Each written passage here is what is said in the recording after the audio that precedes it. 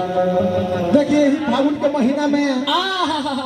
सचो जेकर ससुराल में एकरा जैसन साली रही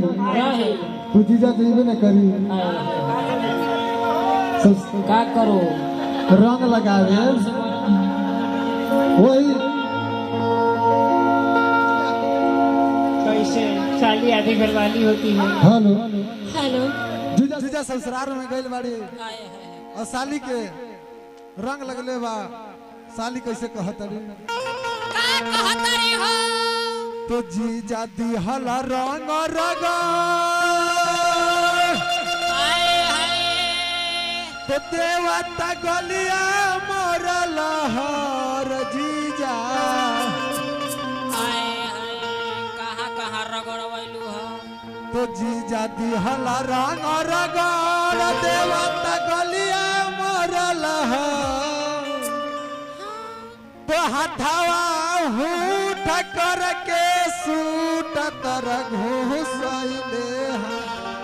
अरे दिया रे अरे होली के फायदा उठैले चलो सररा ए जगीरा सररा का खिलाड़ी बा दिया समान हो दिया समान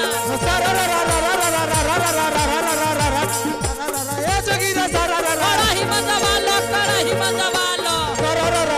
ओ सररा हां भाई बा दिल्ली में लाल किला किला किला दिल्ली में लाल किला किला किला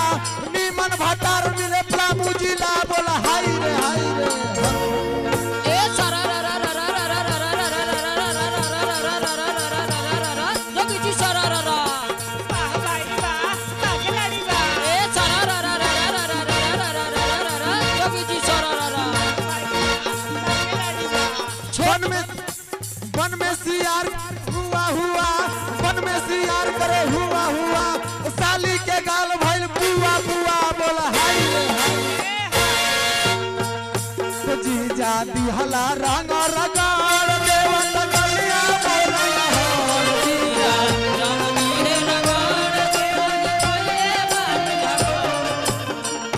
तो जीजा दिहला रंग रगड़ देवत गलिया मोरल हर जीजा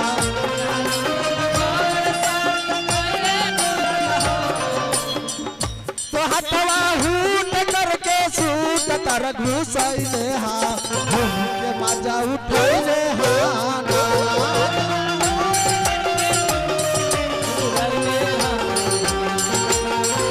तो हथवा हूट करके सूट तर घुसैले के मजा उठैले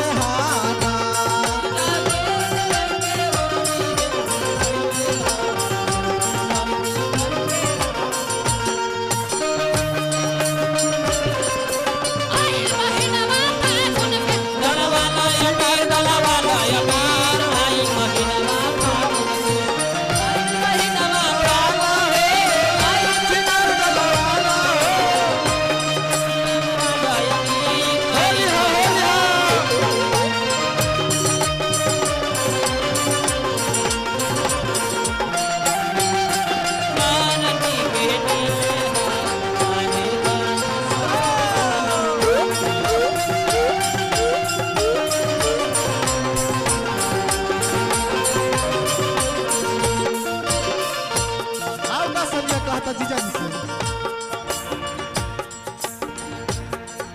अरे जानत की जीजा तू करवा बरियारी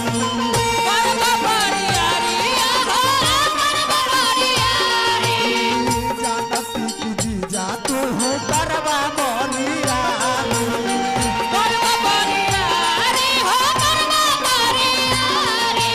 सुनो तानी जीजा जी रखती खोलती नहीं होली में केवा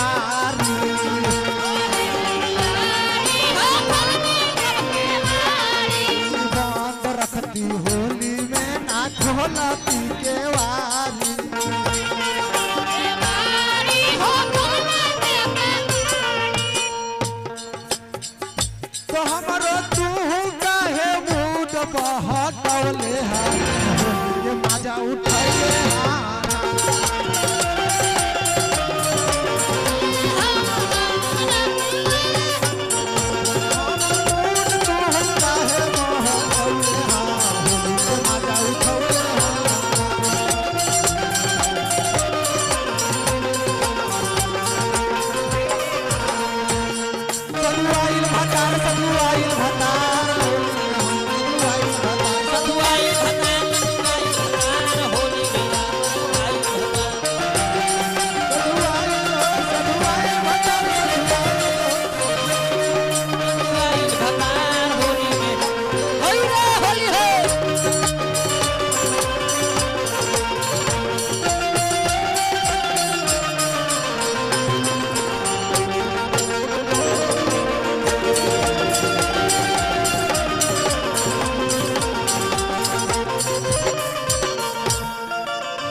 कैसे कहता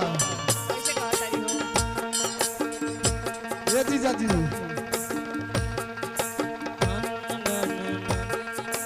बाढ़ पीछा कारी तोहर भरल रहे राम हो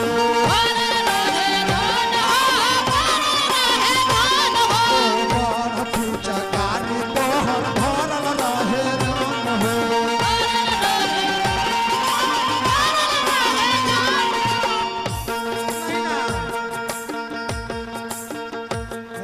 और रंग देहलो जीजा सावा से मोरया लाग हो